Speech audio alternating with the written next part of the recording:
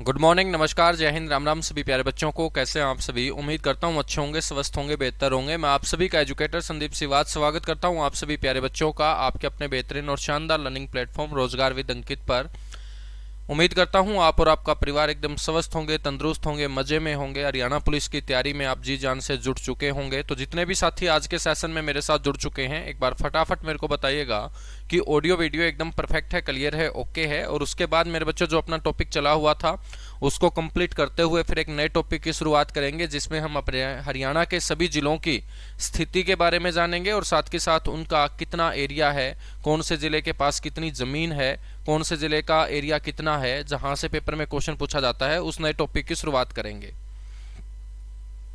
सभी को राम राम भाई, सभी को नमस्कार, जितने भी बच्चे जुड़ते जा रहे हैं।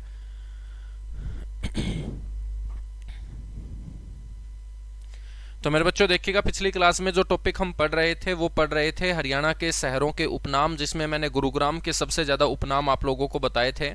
गुरुग्राम के अलावा हम फरीदाबाद के उपनाम पढ़ चुके थे, पलवल के उपनाम पढ़ चुके थे, रेवाड़ी के उपनाम हम पढ़ चुके थे। रेवाड़ी को हरियाणा की पित्तल नगरी कहा जाता है मेरे बच्चों।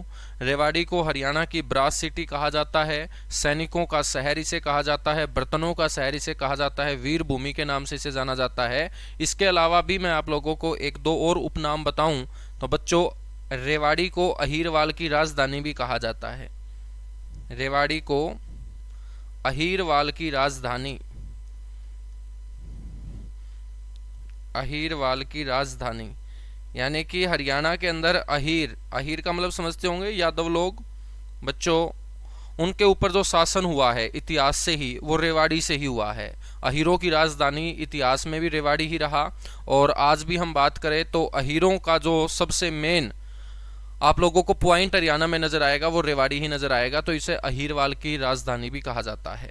मेरे बच्चों, रेवाड़ी को एक और उपनाम मिला। ये उपनाम शायद आप लोगों ने अभी तक ना सुना हो, लेकिन पेपर में पूछा जा सकता है बच्चों। इसे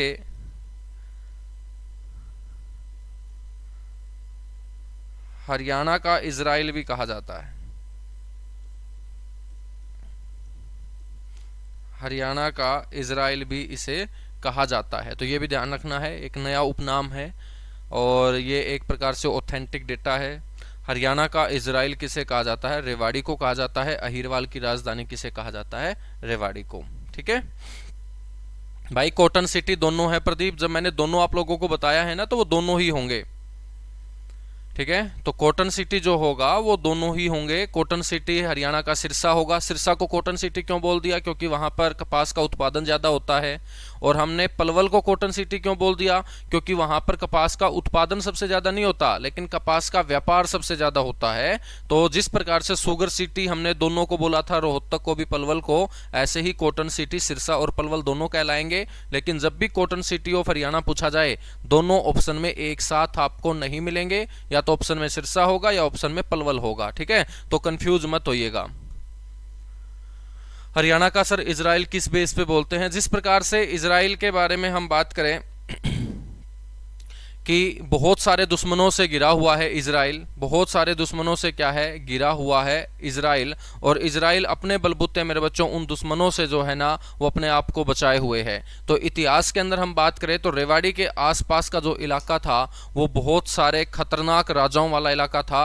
और रेवाड़ी के राजा ने बच्चों अपनी रक्षा उन अन्य राजाओं से करने का काम किया। तो इतिहासकारों ने इसको हरियाणा का इजराइल के नाम से पुकारना शुरू किया था। इस बेस के ऊपर इसे हरियाणा का इजराइल बोला जाता है। इजराइल जो अपने एशिया महाद्वीप का देश है, तो आपने देखा होगा छोटा सा देश है, उसके चारों ओर बहुत सारे उसके दुश्मन हैं, लेकिन उन दुश्मनों के बीच अपनी टेक्नोलॉजी के आधार पर वो अपने आप को सुरक्षित बनाए हुए है। तो ऐसे ही इतिहास में रेवाड़ी भी मेरे बच्चों अपने दुश्मनों से अपने आप को सुरक्षित बनाए रखता था। तो रेवाड़ी को हरियाणा का इजराइल बोल दिया गया। ठीक है, बिल्कुल बिल्कुल बिल्कुल भाई, बहुत बढ़िया।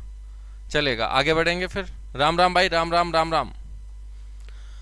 अब देखिएगा, आप लोग जो फालतू की बातें पूछते हैं ना, उससे फिर कोई फायदा होने वाला आपको है नहीं। ठीक है, कि नेशनल जीके का वेटेज कितना रहेगा, ये स्टार्टिंग में डेमो में ही आप लोगों को बता दिया था।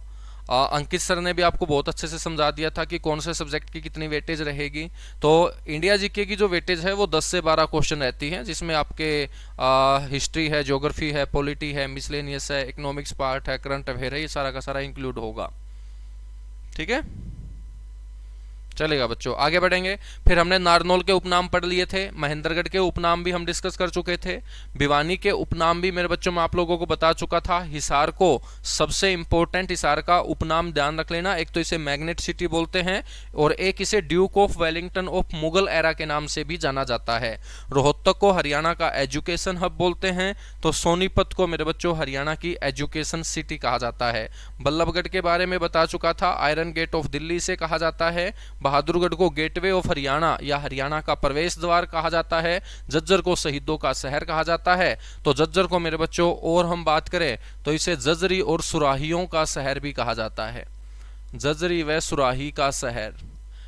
जजरी आप सभी जानते होंगे, आप लोगों ने देखी भी होगी ना, मटके जैसी होती है जिसके ऊपर का जो मेरे बच्चों मुंह होता है ना वो मटके जैसा खुला नहीं होता है, ठीक है। तो हवा प्रवेश नहीं करती इसके अंदर, जिस कारण जजरी का पानी जो है ना वो गर्मियों में ठंडा रहता है। तो जजरी व सुराही का शहर किसे कहा जाता है? झज्जर को ही कहा जाता है। तो एक और उपनाम आप इसमें ऐड कर लेना। तिगांव को अमर शहीदों का गांव बोल दिया था। पानीपत के बारे में हम पढ़ रहे थे, तो पानीपत को लास्ट में हमने बोला था कि इसे बुनकरों या जुलाहों का शहर कहा जाता है। बच्चों बुनकर का मतलब होता है इंग्लिश में वीवर, तो इसे वीवर सिटी कहा जाता है। पेट्रोकेमिकल्स हब इसे कहा जाता है।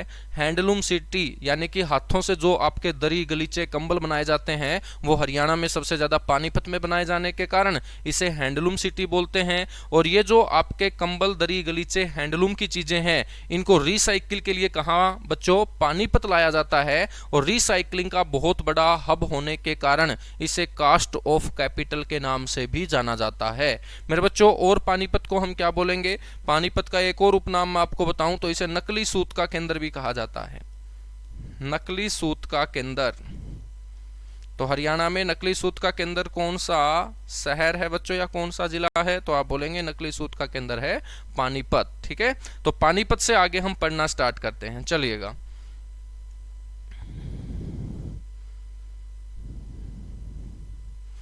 पानीपत से आगे मेरे बच्चों बात करेंगे किसकी सर? करनाल की। बहुत बढ़िया, करनाल की बात कर लेते हैं।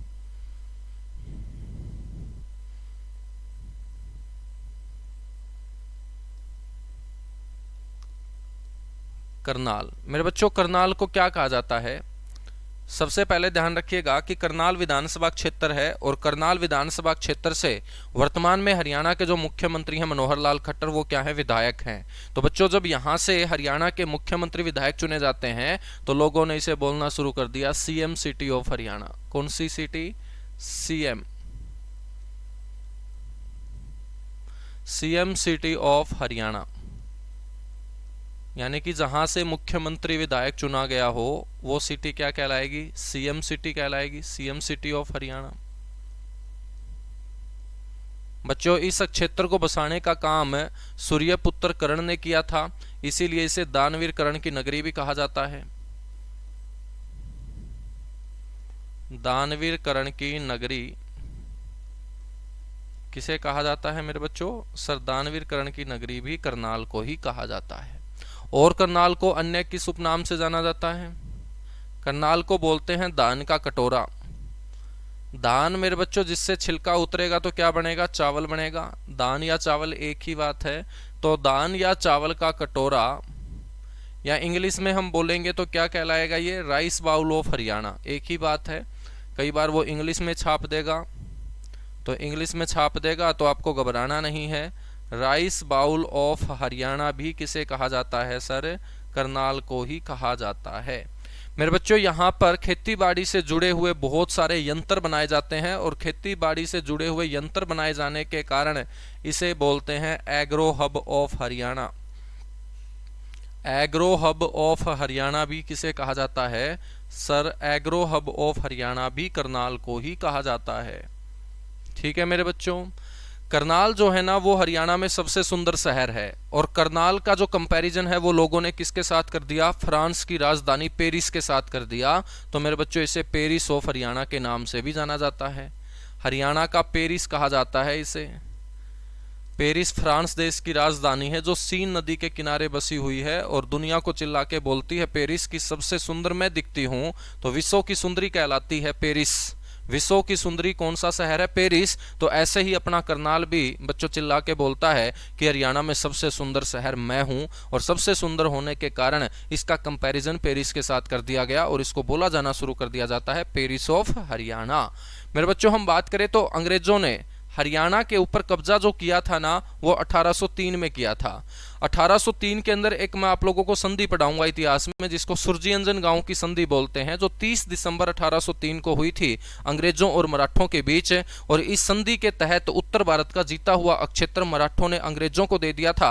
उसी उत्तर भारत का हिस्सा अपना हरियाणा है, तो अपने हरियाणा के ऊपर भी अंग्रेजों का अधिकार सुरजीअंजन गांव की संधि के साथ 30 दिसंबर 1803 को हो जाता है। लेकिन हरियाणा के ऊपर कागजों में अधिकार 30 दिसंबर 1803 को हुआ। बच्चों करनाल के ऊपर अंग्रेजों ने जो अधिकार किया था ना, वो 1805 में किया था। और 1805 में करनाल के ऊपर अंग्रेजों ने अधिकार करने के बाद इस शहर को एक सिस्टेमेटिक ढंग से, एक डिसिप्लिन के तरीके से, एक प्लानिंग के तहत बसाना शुरू किया। और अंग्रेजों ने हरियाणा के जिस शहर को सबसे पहले एक प्लानिंग के तहत, एक सुनियोजित तरीके से, एक न्यू पैटर्न, नवीनतम पत्ती पर बसाया जाना शुरू किया हो, वो करनाल शहर है। तो अंग्रेजों ने सबसे पहले हरियाणा में कौन सा शहर बच्चों बसाने का काम किया था सिस्टेमेटिक ढंग से? करनाल। इसीलिए इसे बोला जाता है नवीनतम पद्धति से बसाया गया प्रथम शहर। हरियाणा के अंदर नवीनतम पद्धति बोल सकते हैं, या मेरे बच्चों सुनियोजित तरीके से, प्लानिंग के तहत,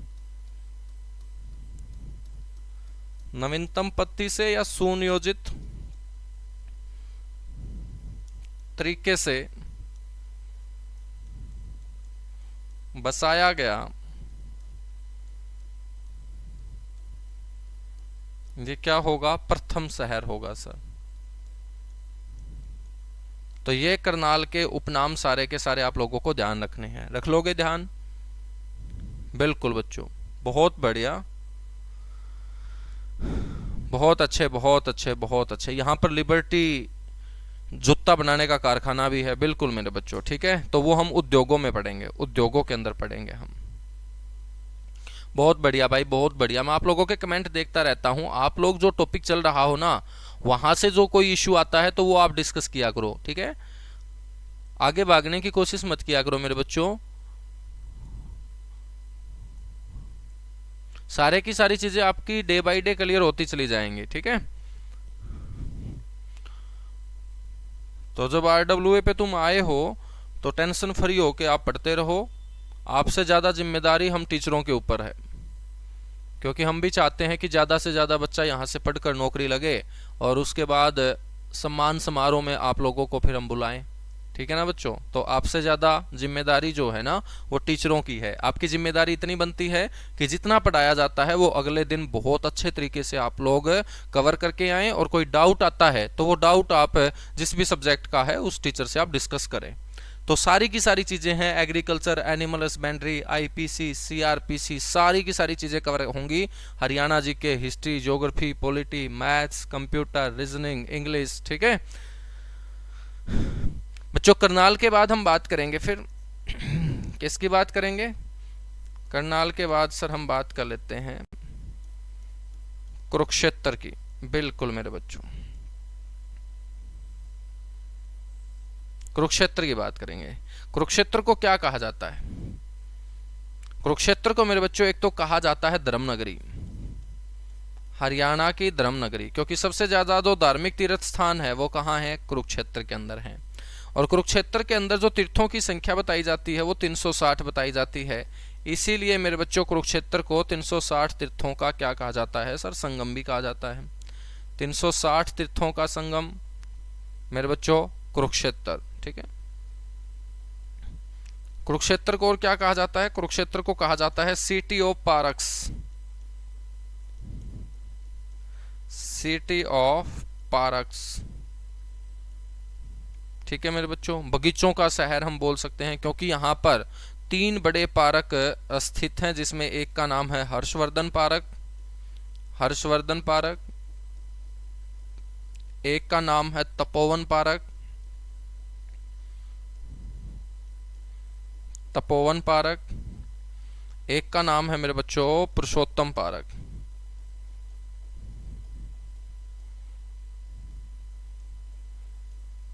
पुरुषोत्तम पारक। ठीक है, तो ये 3 बड़े पारक होने के कारण कुरुक्षेत्र को क्या बोलते हैं? सिटी ऑफ पारक्स भी बोलते हैं।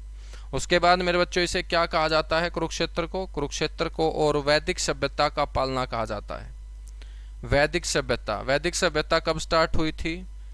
वैदिक सभ्यता का मतलब है कि इस सभ्यता के लोगों का जो जीवन है वो किसके ऊपर आधारित था? वेदों के ऊपर आधारित था। ठीक है, तो वैदिक सभ्यता का पालने का मतलब जहां से कोई चीज पलती बढ़ती है, फलती फूलती है। तो मेरे बच्चों हम बात करें तो हरियाणा में ही कुरुक्षेत्र वो जगह है जहां से वैदिक सभ्यता का प्रचार और प्रसार हुआ। वैदिक सभ्यता फलना फूलना स्टार्ट हुई थी और पलना बढ़ना स्टार्ट हुई थी, आगे बढ़ना स्टार्ट हुई थी, और उसी जगह को हम क्या बोलेंगे? पालना बोलेंगे। तो इसे वैदिक सभ्यता का क्या कहा जाता है?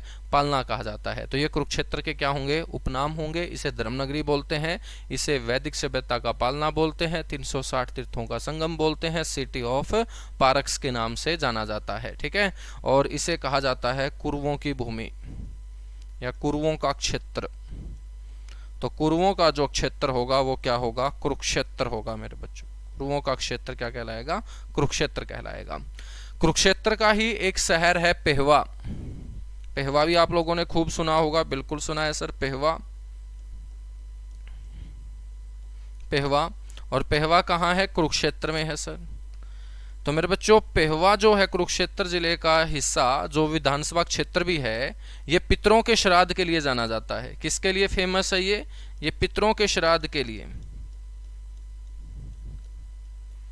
पितरों के श्राद्ध हेतु क्या है? प्रसिद्ध। और मेरे बच्चों भारत के अंदर हम बात करें तो पितरों के श्राद्ध के लिए भारत में कौन सी जगह फेमस है?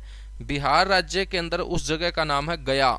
और मेरे बच्चों इस पेहवा को गया के साथ क्या कर दिया जाता है? कंपेयर कर दिया जाता है, इसकी तुलना कर दी जाती है, और इसको बोला जाता है हरियाणा का गया। क्या बोला जाता है? हरियाणा का गया। गया बच्चों जगह है, कहीं तुम बाद में सोचो कि हरियाणा का क्या गया। हरियाणा का कुछ नहीं गया, ना हरियाणा का कोई लेके जा सकता है, क्योंकि हरियाणा बहुत जबरदस्त राज्य है। तो बच्चों हरियाणा का गया का मतलब क्या है? हरियाणा का कुछ नहीं गया है। गया एक जगह है जो बिहार के अंदर किसके लिए जानी जाती है? पितरों के श्राद्ध के लिए जानी जाती है। और इसी गया नामक स्थान बिहार के साथ अपने हरियाणा के पेहवा को क्या कर दिया गया? कंपेयर कर दिया गया बच्चों, इसकी तुलना कर दी गई और इसको बोल दिया गया हरियाणा का गया। क्या बोल दिया गया? हरियाणा का गया बोल दिया गया। ठीक है, पेहवा के साथ साथ हम बात करें तो बच्चों कुरुक्षेत्र के अंदर एक और क्षेत्र है जिसका नाम है शाहाबाद। शाहाबाद भी किसका हिस्सा है? कुरुक्षेत्र का ही हिस्सा है सर, शाहाबाद। ठीक है, शाहाबाद किसका हिस्सा है? कुरुक्षेत्र का हिस्सा है। और शाहाबाद ने देश को बहुत बड़े बड़े हॉकी के खिलाड़ी दिए हैं। चाहे मैं रानी रामपाल का जिक्र करूं, चाहे मैं संदीप सिंह की बात करूं, चाहे मैं रितु रानी की बात करूं, तो एक से एक धुरंधर, चाहे पुरुषों की बात करूं चाहे महिलाओं की मैं बात करूं, हॉकी खेल को देने का काम शाहाबाद ने किया है। शाहाबाद में हॉकी का गढ़ है बच्चों, और हॉकी से बेहतरीन खिलाड़ी शाहाबाद से आते हैं। तो हॉकी के बेहतरीन खिलाड़ी शाहाबाद ने जब दिए तो इसको बोला जाना शुरू कर दिया गया हॉकी का गढ़। तो मेरे बच्चों हॉकी का गढ़ कौन होगा? शाहाबाद, जो मार्कंडा नदी के किनारे क्या है? बसा हुआ है। कुरुक्षेत्र जिले का ये भी विधानसभा क्षेत्र है। ठीक है, तो यहां तक कोई डाउट है तो फटाफट कमेंट कीजिएगा, उसके बाद हम आगे बढ़ेंगे। मेरे बच्चों एक तो होता है पितरों का श्राद्ध, ठीक है, एक तो होता है पितरों का श्राद्ध और एक होता है पिंडदान करना। क्या करना? पिंडदान करना। एक है श्राद्ध, एक है पिंडदान करना। दोनों बातों में अंतर होगा, है ना। तो जब भी किसी व्यक्ति की मृत्यु हो जाती है तो उसका हम अंतिम संस्कार कर देते हैं, और अंतिम संस्कार के 1-2 दिन के बाद उसकी जो अस्थियां हैं उनको इकट्ठा करके एक लोटे में डाल के मेरे बच्चों किसी ना किसी नदी तालाब के अंदर हम बहा के आते हैं। और जब बहाते हैं तो उस आदमी के लिए हम अच्छी अच्छी बातें जो बोलते हैं ना, उसे पिंड भरना बोलते हैं। क्या बोलते हैं? पिंड भरना बोलते हैं। तो हरियाणा के अंदर जो पिंडदान के लिए फेमस है, अब मैं आपसे पूछूं कि भारत में सबसे ज्यादा अस्थियां कहां पाई जाती हैं, तो आप बोलोगे गंगा में पाई जाती हैं। और गंगा में पाई जाती हैं तो कौन सी जगह के ऊपर? हरिद्वार के अंदर। तो मेरे बच्चों पिंडदान के लिए भारत में फेमस है कौन? उत्तराखंड का हरिद्वार, जो गंगा नदी के किनारे है। ठीक है, तो हरियाणा के अंदर पिंडदान के लिए फेमस कौन है? हरियाणा के अंदर पिंडदान के लिए वो जगह फेमस है जब महाभारत युद्ध खत्म हो जाने के बाद पांडवों ने अपने पूर्वजों का पिंडदान करने के लिए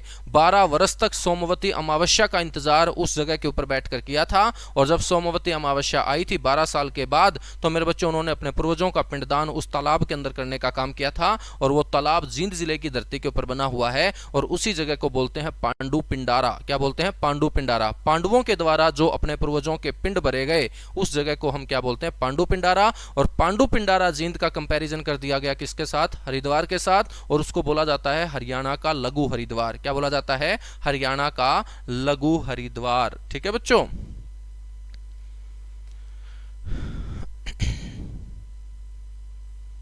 भाई सारी की सारी चीजें होंगी यदि तुम लोग थोड़ा सा पेशेंस रखोगे।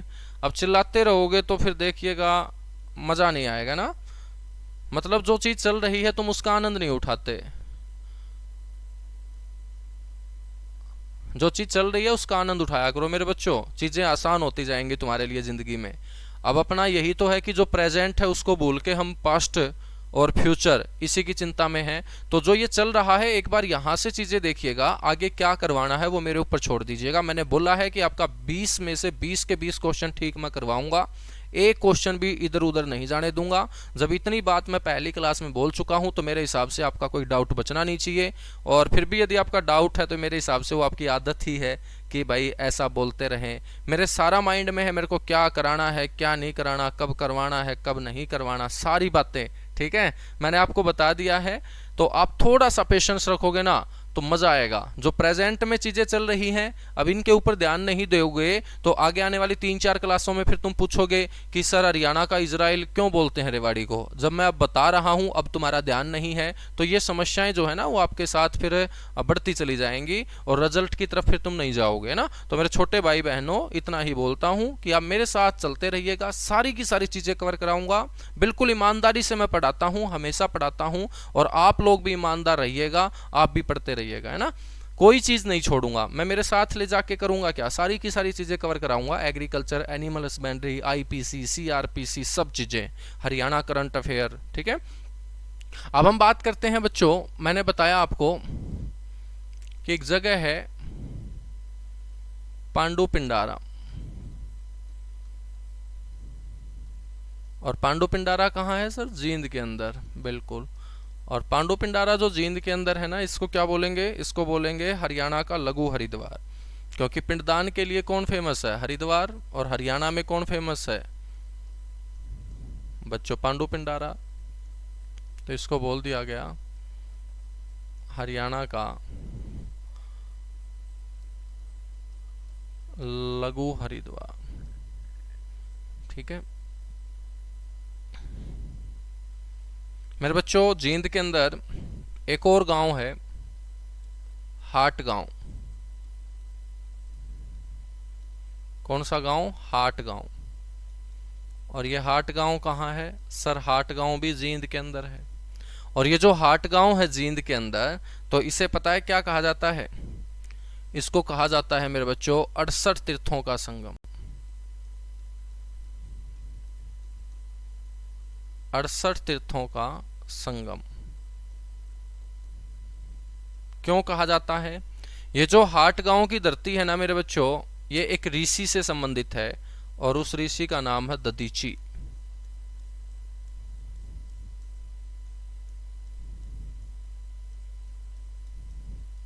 हाट गांव कौन से ऋषि से संबंधित है? दधीची नामक ऋषि से संबंधित है।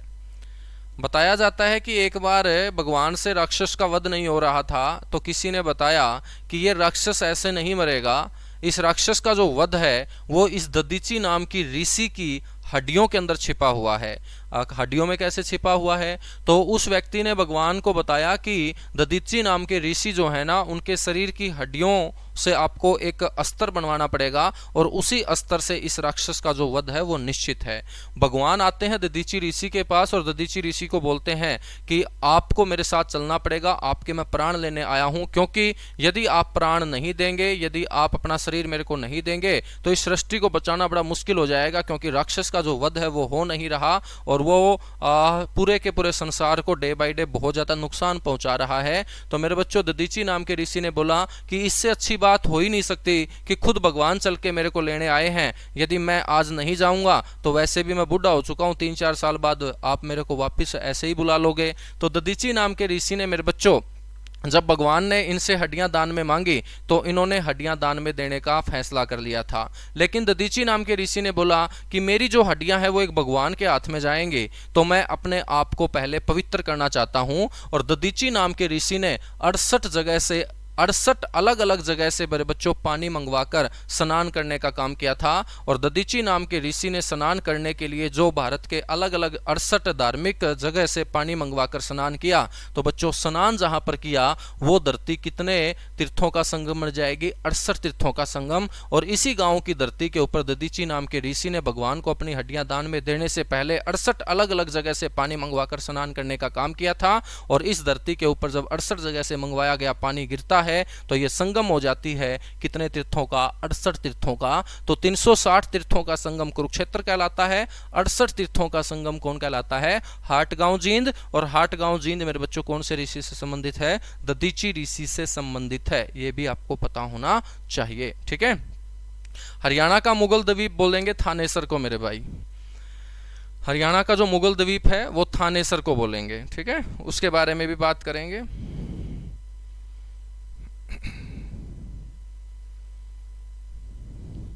तो ये आपको ध्यान रखना है। चलेगा, आगे बढ़ेंगे मेरे बच्चों।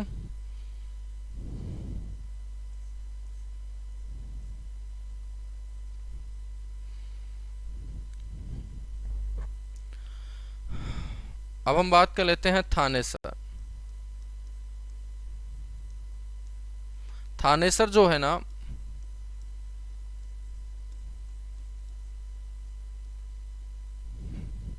बच्चों वो कुरुक्षेत्र में है।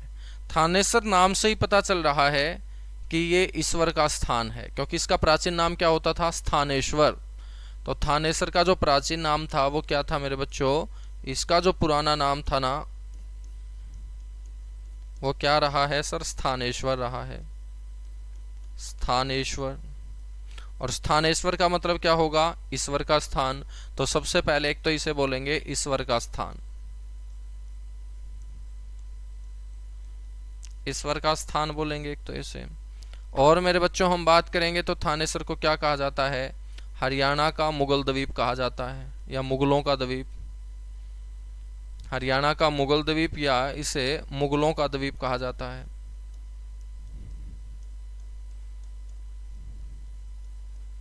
मुगल द्वीप या इसे मुगलों का द्वीप भी बच्चों क्या है? कहा जाता है।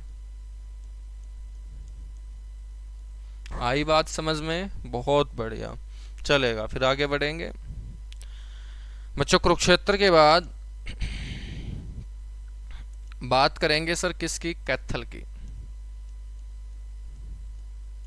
कैथल की। कैथल को किन उपनामों से पुकारा जाता है? एक तो कैथल को मेरे बच्चों कहा जाता है कपिल मुनि की नगरी। अब पेपर में आपसे पूछा जाए कपिल मुनि की नगरी कौन सा शहर, तो बच्चों ऑप्शन जरूर देख लेना है।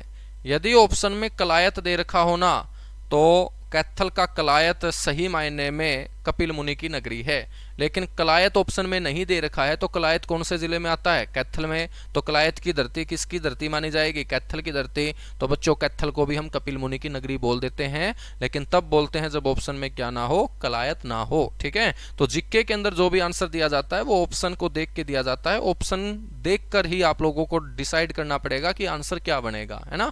तो कोई भी क्वेश्चन जो है ना वो ऑप्शन के ऊपर टिका होता है। तो कपिल मुनि की नगरी यदि कलायत दे रखा है तो सबसे पहले आप कलायत आंसर देंगे, कलायत नहीं है तो हम कैथल आंसर देंगे।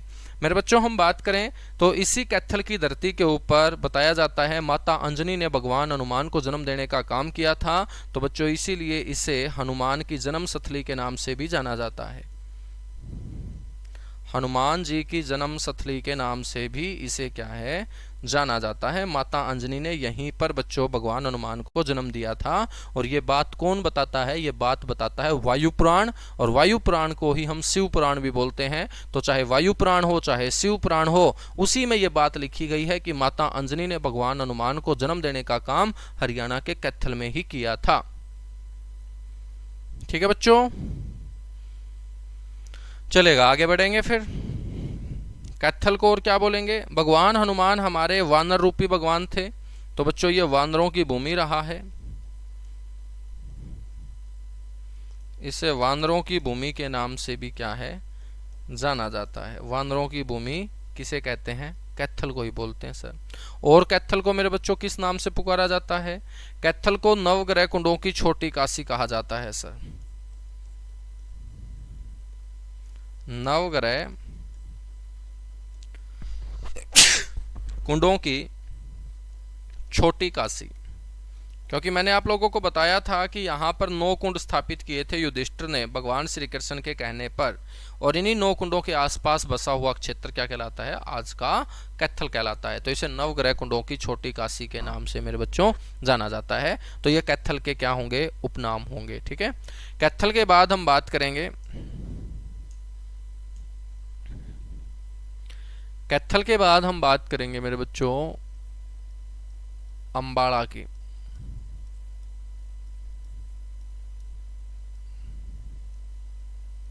कैथल के बाद हम बात करेंगे अंबाड़ा की।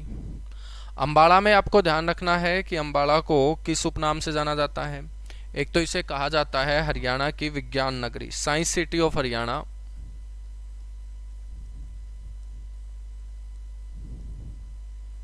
हरियाणा की विज्ञान नगरी इसे बोलते हैं, साइंस सिटी ऑफ हरियाणा। ठीक है मेरे बच्चों, एक इसे कहा जाता है वैज्ञानिक उपकरणों का शहर। तो भारत में जितने भी वैज्ञानिक उपकरण बनते हैं उनमें सबसे ज्यादा उपकरण बनाने वाला शहर आपका बच्चों कौन है, अंबाड़ा। वैज्ञानिक उपकरणों का शहर किसे कहा जाता है, अंबाड़ा को कहा जाता है सर। बच्चों हम बात करें तो यहाँ पर जूसर सबसे ज्यादा बनते हैं, जूसर का मतलब मिक्सी, तो इसीलिए इसे बोलते हैं हरियाणा की मिक्सी सिटी। हरियाणा की कौन सी सिटी बोलते हैं इसे, हरियाणा की इसे मिक्सी सिटी बोलते हैं। हरियाणा की मिक्सी सिटी के नाम से किसे जाना जाता है, अंबाड़ा को जाना जाता है। और अंबाड़ा को क्या कहा जाता है, अंबाड़ा को बोला जाता है हरियाणा की ट्विन सिटी। हरियाणा की ट्विन सिटी,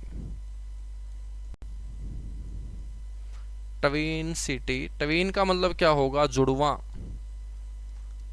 तो मेरे बच्चों हरियाणा की जो जुड़वा नगरी है ना वो जगाधरी और यमुना नगर है। ठीक है, ये जरूर ध्यान रखना आप लोग कि जो जगाधरी और यमुना नगर हैं जो एक दूसरे के साथ जुड़े हुए शहर हैं, और कब जगाधरी खत्म हुआ कब यमुनानगर शुरू हुआ ये पता ही नहीं चलता। तो मेरे बच्चों इसीलिए इन दोनों शहरों को बोलते हैं हरियाणा की जुड़वा नगरी। लेकिन जुड़वा नगरी तो इसको हम बोल चुके हैं ना, तो मेरे बच्चों अंबाड़ा को जुड़वा नगरी नहीं बोल सकते फिर, क्योंकि एक को ही बोलेंगे। तो हरियाणा की जुड़वा नगरी जगाधरी यमुनानगर है। तो बच्चों अंबाड़ा कैंट और अंबाड़ा शहर, अंबाड़ा कैंट और अंबाड़ा शहर ये दो क्षेत्र भी एक दूसरे के साथ क्या है, घुसे हुए हैं। अंबाड़ा कैंट और अंबाड़ा शहर एक दूसरे के साथ जुड़े होने के कारण इनको जुड़वा नगरी नहीं बोला गया, बल्कि जुड़वा को जो इंग्लिश में बोलते हैं ट्विन, तो इसको ट्विन सिटी बोल दिया गया। तो ध्यान रखिएगा कि ट्विन सिटी अंबाड़ा है, जुड़वा नगरी कौन है, जगाधरी और यमुनानगर। ठीक है, बिल्कुल बिल्कुल भाई। कैथल के अंदर एक और मैं आपको उपनाम बता देता हूं, इसको गुरुद्वारों का शहर भी बोलते हैं। गुरुद्वारों का शहर भी किसे कहा जाता है, कैथल को ही कहा जाता है। गुरुद्वारों का शहर कैथल को कहा जाता है। ठीक है, चलेगा। अब हम बात करते हैं बच्चों प्रॉपर यमुनानगर की।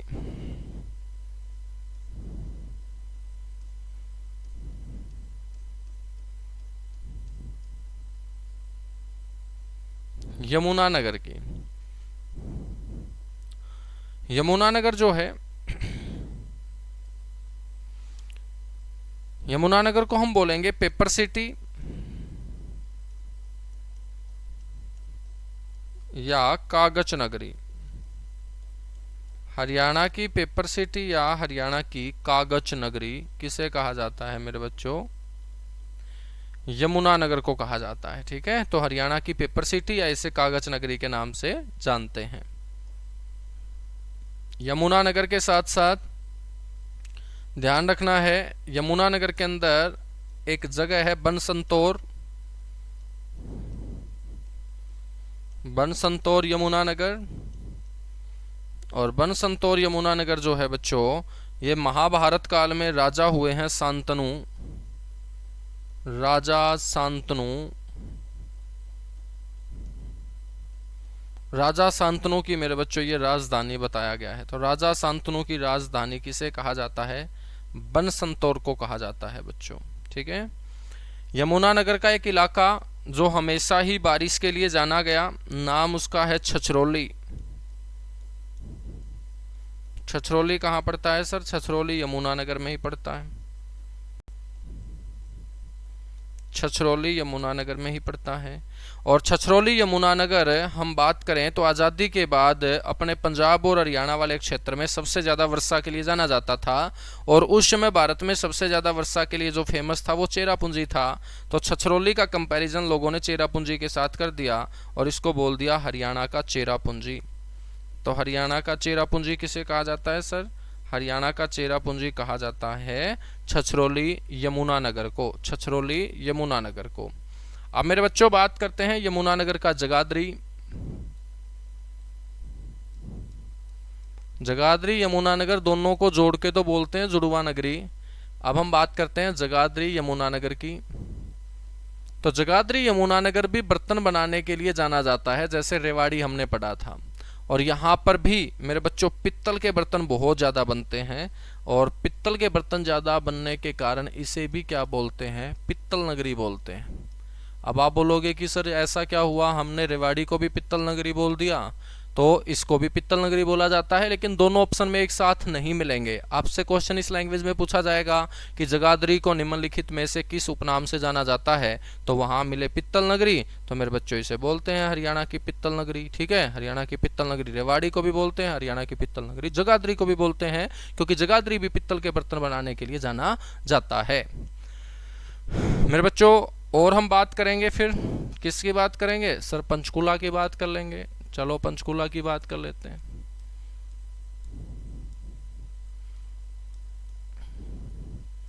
पंचकुला की, पंचकुला को क्या बोलते हैं सर? पंचकुला को हम बोलते हैं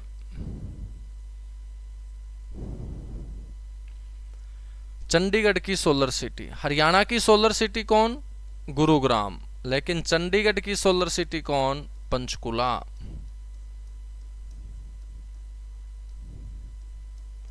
मेरे बच्चों चंडीगढ़ की सोलर सिटी किसे कहा जाता है? पंचकुला को कहा जाता है, ठीक है। पंचकुला का ही एक कस्बा जिसका नाम आप लोगों ने खूब सुना होगा, जहां पर आम का मेला भी लगता है, यहाँ पर यादवेंद्र गार्डन है, नाम इसका पिंजौर है। पिंजौर पंचकुला में है। और पंचकुला के पिंजौर को क्या कहा जाता है? पंचकुला के पिंजौर को मेरे बच्चों एक तो कहा जाता है राजा विराट की राजधानी,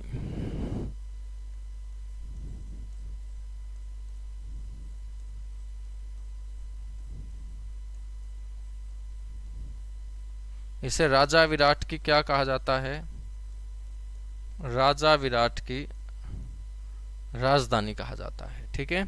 और हम बात करें मेरे बच्चों, इसे और क्या कहा जाता है? इसको कहा जाता है 360 बावड़ियों का शहर,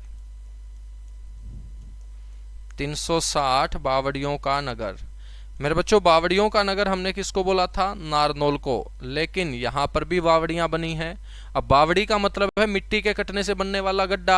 और मिट्टी का कटना मतलब हवा के माध्यम से भी हो सकता है, जल के माध्यम से भी हो सकता है। और पिंजौर साइड जो पहाड़ियां हैं वहाँ वो शिवालिक पहाड़ियां हैं। और शिवालिक पहाड़ियों से निकलने वाली नदियां जो होंगी ना, तो उन नदियों का तेज गति से बहता हुआ जल भी बच्चों बीच में आने वाली चट्टानों को भी काटेगा, यानी कि वहां पर भी मृदा अपरदन होगा। वहां पर मृदा अपन जल के माध्यम से होगा, उसे जल अपरदन बोलेंगे।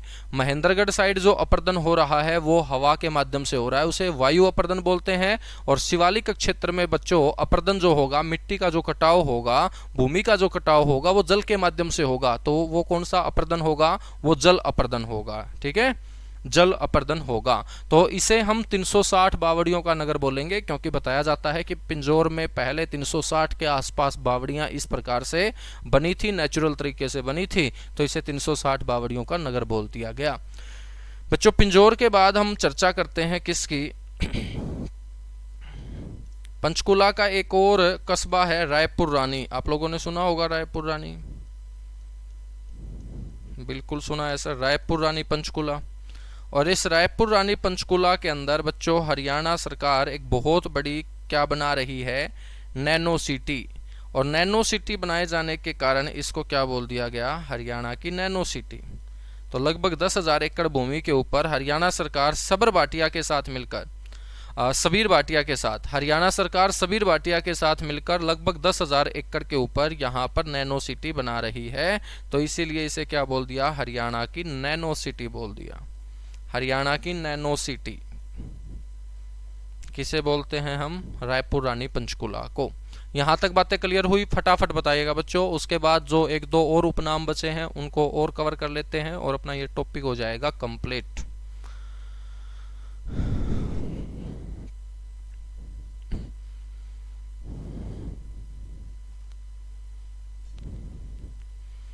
ठीक है, फटाफट मेरे बच्चों बताइएगा। तो कोई भी उपनाम हम छोड़ेंगे नहीं, और जो आपके दिमाग में चले तो आप भी कमेंट के अंदर मेरे को बता दिया करो।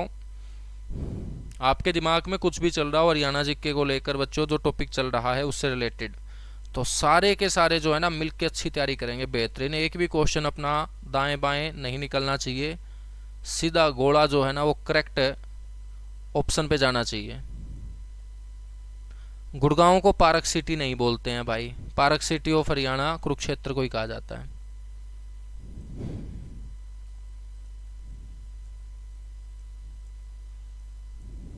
है ना।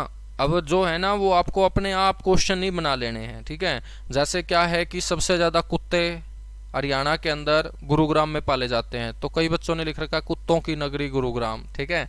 ऐसे थोड़ी बोलोगे तुम कि सबसे ज्यादा गधे जिस जिले में मिलेंगे उसे गधों की नगरी बोल दोगे, कुत्तों की नगरी बोल दोगे, भैंसों की नगरी बोल दोगे, सोनीपत में सुअर ज्यादा है सुअरों की नगरी बोल दोगे।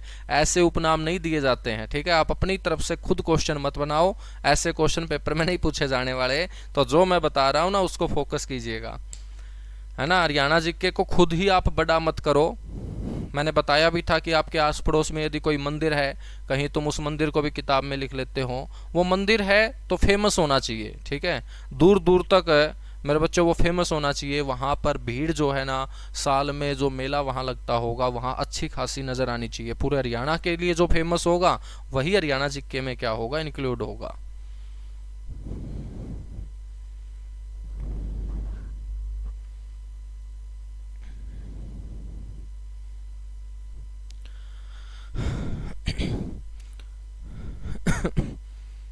चलेगा भाई, बिल्कुल। एक उपनाम और ध्यान है, ये और नोट कर लीजिएगा, इलेक्ट्रॉनिक सिटी ऑफ हरियाणा, ठीक है। बीच बीच में कोई उपनाम और याद आता जाएगा तो मैं लिखवाता जाऊंगा आप लोगों को। हरियाणा की इलेक्ट्रॉनिक सिटी भी किसे बोलते हैं बच्चों, गुरुग्राम को। हरियाणा की इलेक्ट्रॉनिक सिटी, हरियाणा की इलेक्ट्रॉनिक सिटी, ठीक है, चलेगा। तो हरियाणा की इलेक्ट्रॉनिक सिटी ध्यान कर लेना, ये अच्छा क्वेश्चन है कि हरियाणा की इलेक्ट्रॉनिक सिटी किसे कहा जाता है, गुरुग्राम को। अब हम बात कर लेते हैं मेरे बच्चों, जो एक दो और हमारा उपनाम बच गया है उसकी। एक गांव है ताजेवाड़ा। ताजेवाड़ा गांव आपने सुना होगा, जहां पर डैम भी बनाया गया, ताजेवाड़ा बांध जिसे आप बोलते होंगे, यमुना नदी के ऊपर।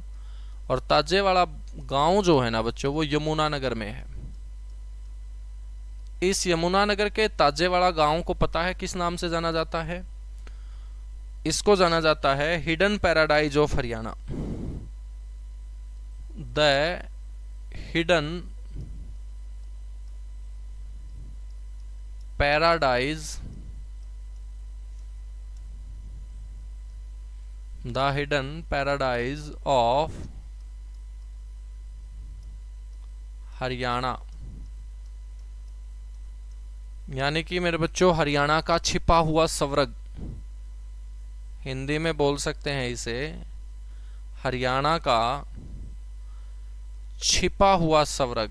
तो अपने आप में ये स्वर्ग है गांव, क्योंकि यहाँ आसपास आपको बहुत पेड़ पौधे नजर आएंगे और उन पेड़ पौधों के बीच जीव जंतु नज़र आएंगे तो अलग ही आनंद आपको नज़र आएगा।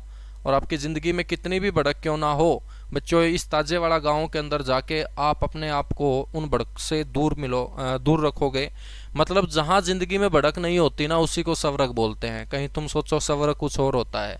स्वर्ग और नरक का मतलब क्या है? जिसकी ज़िंदगी में भड़क ही भड़क, इसका मतलब वो नरक में है। और जिसकी ज़िंदगी में कोई भड़क नहीं है, मज़े में ज़िंदगी कट रही है बच्चों, कोई टेंशन नहीं है, उसको क्या बोलते हैं? स्वर्ग बोलते हैं। क्या बोलते हैं? स्वर्ग बोलते हैं। ठीक है।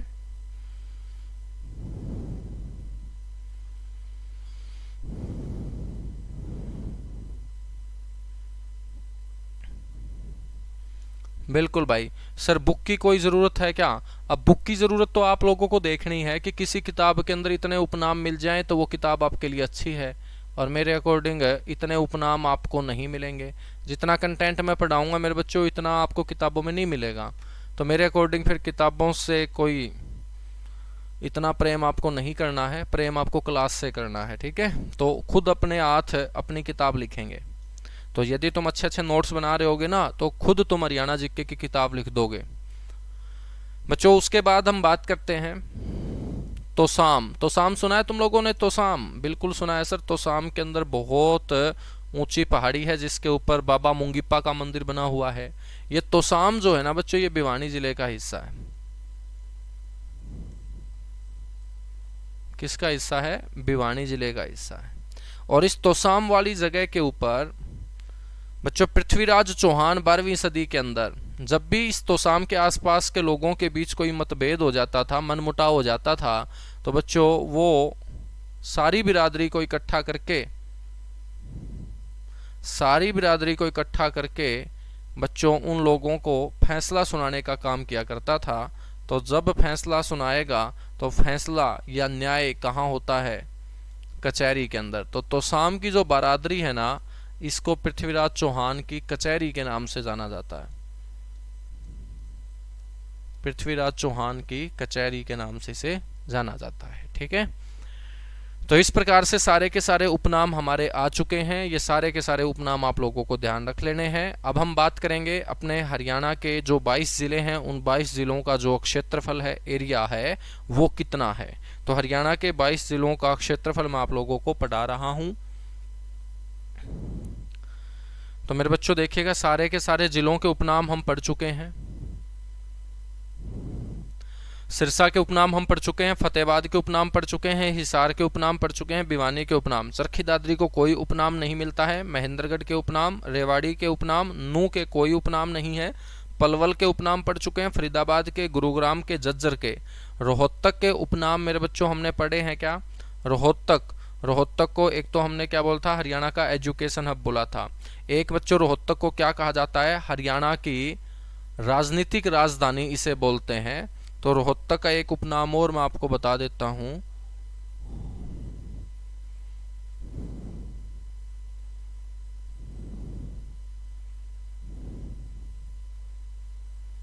हरियाणा की राजनीतिक राजधानी मेरे बच्चों ध्यान रखना है। ठीक है।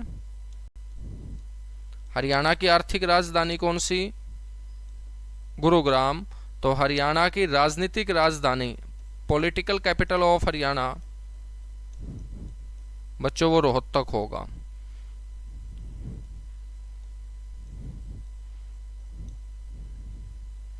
ठीक है। तो जींद के उपनाम अपने हो चुके थे सोनीपत के, पानीपत के, करनाल के, कैथल के, कुरुक्षेत्र के, अंबाला के, यमुनानगर के और पंचकुला के। अब हम बात करेंगे क्षेत्रफल की, एरिया की। अपने हरियाणा का एरिया कितना है बच्चों? बताओगे फटाफट कमेंट में। हरियाणा का जो एरिया है वो कितना है?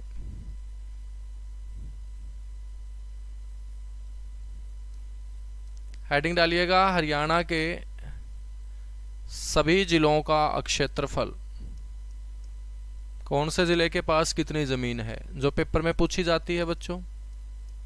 कई बार ऐसे भी पूछ लिया जाता है कि 4 जिलों का क्षेत्रफल देकर आपस में उनका मिलान करो। कई बार क्वेश्चन ऐसे भी पूछ लिया जाता है कि आरोही आधार पे या अवरोही आधार पर क्षेत्रफल के अनुसार इनको क्रम में रखो। तो क्रम में रखना भी, और जब क्रम में रखोगे तो सभी जिलों का एरिया तो आप लोगों को पता होना चाहिए ना मेरे बच्चों। जिस जिस प्रकार से हरियाणा के अंदर जिले बने होंगे उसी आधार पे मैं आपको क्षेत्रफल बता देता हूँ। सबसे पहले ध्यान रखना है करनाल जिले का क्षेत्रफल। और आपसे कोई पूछ ले कि करनाल का एरिया कितना है बच्चों, तो आपको बोलना है 2520 स्क्वायर किलोमीटर। करनाल का एरिया कितना है? 2520 स्क्वायर किलोमीटर। करनाल के बाद ध्यान रखिएगा दूसरा जो डिस्ट्रिक्ट होगा वो होगा गुरुग्राम। गुरुग्राम का आपसे कोई एरिया पूछ ले तो आपको बोलना है 1258 स्क्वायर किलोमीटर। ये जो एरिया है ये मैं प्रेजेंट टाइम का बता रहा हूँ आपको वर्तमान में, क्योंकि 22 जिलों का एरिया हम कवर कर रहे हैं। तो गुरुग्राम का एरिया कितना होगा? 1258 यहाँ स्क्वायर किलोमीटर में ध्यान रखना है। उसके बाद मेरे बच्चों ध्यान रखना है जींद। जींद का जो एरिया है वो है 2702। गठन के समय कितना था ये? 2712। वर्तमान में कितना है? 2702 बच्चों। उसके बाद ध्यान रखना है अम्बाड़ा का एरिया कितना है सर? अम्बाड़ा का जो एरिया है मेरे बच्चों वो है 1569 स्क्वायर किलोमीटर। 1569।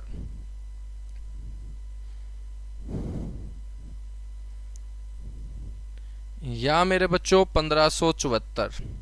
अब आप बोलोगे कि सर ये क्या लोचा है, 1569 है या 1574?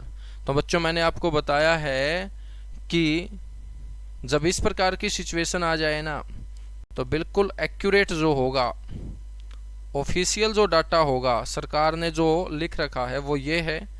और जो आपकी किताबें होंगी ना, किताबों में 1574 दिया होगा। तो जब 1569 ऑप्शन में ना हो तो 1574 कर देंगे। और मेरे बच्चों यदि दोनों ऑप्शन में आ जाते हैं ना तो आपको हर हाल में ऑफिशियल डाटा करना है जो सरकार ने प्रोवाइड करवा रखा है कि हमारे अम्बाड़ा का एरिया इतना है। तो आपको हरियाणा का अम्बाड़ा जिले का एरिया 1569 ही ध्यान रखना है, ठीक है। लेकिन मैं 1574 इसलिए लिखवा देता हूँ क्योंकि आप लोग बुक पढ़ने के आदी होंगे और आपने जो जो किताब ले रखी होगी तो उस किताब के अंदर आप 1574 पढ़ोगे तो आपके दिमाग में जाएगा कि सर ने गलत लिखवा दिया है। सर ने गलत नहीं लिखवाया बच्चों, जिसने वो किताब छापी है ना उसने गलत लिख रखा है, ठीक है ना। तो ये जरूर ध्यान रख लेना, ये जरूर ध्यान रख लेना कि अपने बोर्ड के ऊपर गलती नहीं होगी। जो तुम किताब पढ़ रहे होगे ना वहीं पर वो मिस्टेक होगी, उसको ठीक करना है। मैं आपको किताबों वाला भी बता के चलूंगा और जो एक्यूरेट होगा वो भी बता के चलूंगा, क्योंकि किताब वाले तो एक बार छाप के निकल जाते हैं, ठीक है। उनको तुम पकड़ नहीं पाओगे, ना तुम्हें ये पता कि किसने वो किताब लिखी होगी और उस किताब के ऊपर तुम पूरा का पूरा विश्वास कर लोगे। लेकिन जो हम जीते जागते इंसान हैं जो आपको बता रहे हैं वहां पर आप लोगों को फिर डाउट आ जाएगा। क्या जाएगा? डाउट आ जाएगा। लेकिन आपको डाउट जीते जागते इंसानों पर नहीं करना है, किताबों पर भी डाउट रखना है कि किताबें भी गलत हो सकती हैं। और ये गलत आंकड़ा वहां पर छाप रखा है 1574, आएगा कितना? 1569, ठीक है बच्चों। समझ में आई बात? चलेगा, आगे बढ़ेंगे। सर हरियाणवी में क्यों नहीं पढ़ाते? हरियाणवी में पढ़ोगे तो मेरे बच्चों देखिएगा बहुत सारे और डिस्ट्रिक्ट से भी बच्चे जुड़े हुए हैं ना, तो फिर हरियाणवी में वो नाराज हो जाएंगे। राजस्थान वाले बोलेंगे राजस्थानी में पढ़ाओ, है ना। और यूपी वाले बोलेंगे कि सर हमारे वाली लैंग्वेज में पढ़ाओ। अब मेरे को तो फिर कई बोली, कई भाषा सीखनी पड़ेंगी भाई। तो हिंदी में चलने दो चीज़ों को, बाकी बीच बीच में हरियाणवी ट्यूनिंग भी चलती रहेगी। जब हरियाणा का फिल्म जगत पढ़ेंगे ना तब हरियाणवी गाने मैं तुम लोगों को सुनाऊंगा। हरियाणवी गाने सुनते होगे ना तुम लोग। जैसे हरियाणा में बहुत फेमस गाना हुआ था काले की बहू, सुना था हमने बच्चों? बताओ किस किस बच्चे ने सुना है काले की बहू? और ये जो बहू है ना, ये बहू ये नौकरी के ऊपर ही टिकी हुई है मेरे हरियाणा के बच्चों, वरना तो लिंगानुपात बहुत कम है अपना। तो बहू सिर्फ हम सुन सकेंगे, देख नहीं सकेंगे यदि नौकरी नहीं आई तो। और बहू को देखना है तो मेरे बच्चों नौकरी के लिए आपको जी जान से जुटना पड़ेगा, ठीक है। तो अम्बाड़ा का एरिया 1569 आप करेंगे, दोनों ऑप्शन में आ जाते हैं। तो उसके बाद हम बात करते हैं महेंद्रगढ़। महेंद्रगढ़ जिले का वर्तमान में एरिया कितना है सर? महेंद्रगढ़ जिले का जो बच्चों वर्तमान में एरिया है ना वो है 1899 स्क्वायर किलोमीटर। 1899 स्क्वायर किलोमीटर, ठीक है। चलिएगा, बहुत बढ़िया भाई, चलाते रहेंगे, चलो कोई दिक्कत नहीं, तुम नाराज मत हो, हरियाणवी भी चलाते रहेंगे। महेंद्रगढ़ के बाद बात करेंगे रोहतक की। रोहतक का जो एरिया है वर्तमान में वो है मेरे बच्चों 1745 स्क्वायर किलोमीटर। 1745 स्क्वायर किलोमीटर, ये आपको ध्यान रखना है। बूंदी ढाल तो सुन रखा है सर जी, बहुत बढ़िया भाई। बूंदी ढाल तो सुन रखा है तो बहुत बढ़िया। बाकी सुतरी ढाल सुना करो, तो हम बूंदी ढाल ना सुना करो। तो रोहतक का एरिया कितना है 1745 स्क्वायर किलोमीटर। रोहतक के बाद चर्चा करें किसकी, अपने हिसार की। अपना प्यारा हिसार मेरे बच्चों। और सर हिसार का एरिया कितना है, हिसार का एरिया है 3983 3983 स्क्वायर किलोमीटर। ठीक है बच्चों, ये जो हिसार का एरिया है 3983 स्क्वायर किलोमीटर, तो आपको पता होना चाहिए कि वर्तमान में प्रदेश का दूसरा सबसे बड़ा जिला क्षेत्रफल के आधार पर कौन सा है, हिसार है। वर्तमान में प्रदेश का दूसरा सबसे बड़ा जिला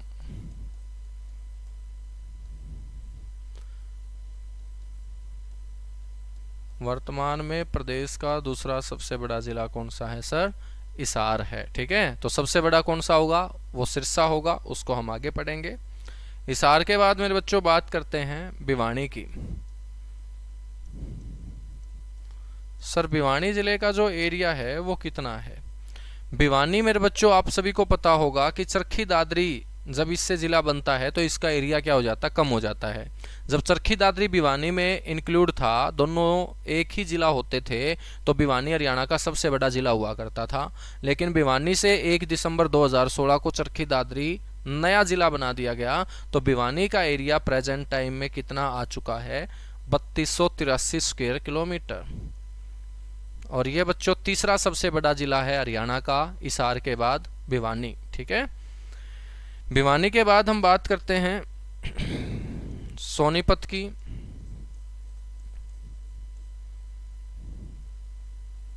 मेरे बच्चों सोनीपत का जो एरिया है ना वो ध्यान रखना है आपको, 2260 स्क्वायर किलोमीटर सोनीपत जिले का क्या है, क्षेत्रफल है। ठीक है,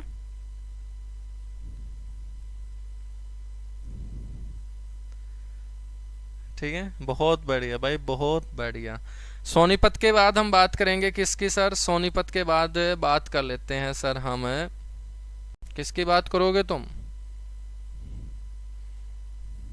कुरुक्षेत्र की बात कर लेते हैं बच्चों। 10वां जिला कौन सा बना था, कुरुक्षेत्र बना था ना, बिल्कुल। तो कुरुक्षेत्र का एरिया है 1530, ऐसे याद रखेंगे 15 और 15 का डबल 30, 1530 स्क्वायर किलोमीटर। कुरुक्षेत्र के बाद बात करेंगे किसकी सर, सिरसा की। ये है मेरे बच्चों संतों की नगरी सिरसा। सिरसा का जो एरिया है ना वो कितना है सर, 4277 स्क्वायर किलोमीटर में कौन है, सिरसा। और बच्चों वर्तमान में ये क्या है, प्रदेश का सबसे बड़ा डिस्ट्रिक्ट। वर्तमान में सबसे बड़ा ये क्या है, वर्तमान में सबसे बड़ा जिला है बच्चों हरियाणा का। ठीक है, बहुत बढ़िया भाई, बहुत बढ़िया। ये 3408 किसका छाप दिया पूजा तुमने, हैं सर। ये याद कैसे करें, ये याद ऐसे करने हैं कि करनाल 2520, गुरुग्राम 1258, जींद 2702, अंबाला 1569, महेंद्रगढ़ 1899, रोहतक 1745, हिसार 3983, भिवानी 3283, सोनीपत 2260, कुरुक्षेत्र 1530, सिरसा 4277, ऐसे याद करने हैं। ठीक है, हाँ। तो 2-3 बार आप रिवाइज करोगे ना तो आपको मुश्किल नहीं आएगी। जैसे मोबाइल नंबर याद रखते हो आप लोग किसी गाड़ी का नंबर याद रख लेते हो आप लोग, किसी बाइक का नंबर याद रख लेते हो, तो गाड़ी का नंबर याद रखते हो तो उसके भी तो 4 नंबर होते हैं, लेकिन वहां पर आपका इंटरेस्ट है उसको याद करना, यहाँ पर मेरे बच्चों आप बच रहे हो याद करने से, बस इतना सा डिफरेंस है। ठीक है, तो इनको गाड़ी के नंबर आप मान के चलिएगा कि करनाल की गाड़ी है 2520 उसका नंबर है। ठीक है, तो यदि आप 2-3 बार रिवाइज करोगे ना तो आपको दिक्कत नहीं आएगी, जैसे मेरे याद हैं ऐसे ही आप लोगों के याद हो जाएंगे, कोई मुश्किल है ही नहीं यदि थोड़ा सा भी इंटरेस्ट है तो। मोबाइल नंबर तुम कितने इंटरेस्ट से याद रखते हो, कोई भी यदि बगल से जा रहा है और वो अपना नंबर बोल देना तो तुरंत मेरे बच्चों कान खड़े हो जाएंगे और तुरंत कान उसको कैच कर लेंगे और दिमाग उसको हमेशा के लिए स्टोर कर लेगा कि वो लड़की जा रही थी उसने ये नंबर बोला था, और जाके बच्चों तुरंत आप लोग कॉल करोगे, है ना। तो ऐसे ही जैसे आप लोगों का इंटरेस्ट है किसी दूसरे का मोबाइल नंबर झट से याद रखने का, ऐसे ही इंटरेस्ट आप लेके आइएगा इन नंबरों को याद करने के लिए। बहुत आसान है इनको याद करना, बस आपको 2-3 बार क्या करना है, रिवाइज करना है। ठीक है, तो आज के लिए हम इतना सा ही पढ़ेंगे, बाकी मिलेंगे कल की क्लास में इसी टॉपिक के साथ, इसी आपके बेहतरीन और शानदार लर्निंग प्लेटफॉर्म रोजगार विद अंकित के ऊपर। ठीक है, thank you, bye bye, love you आप सभी को।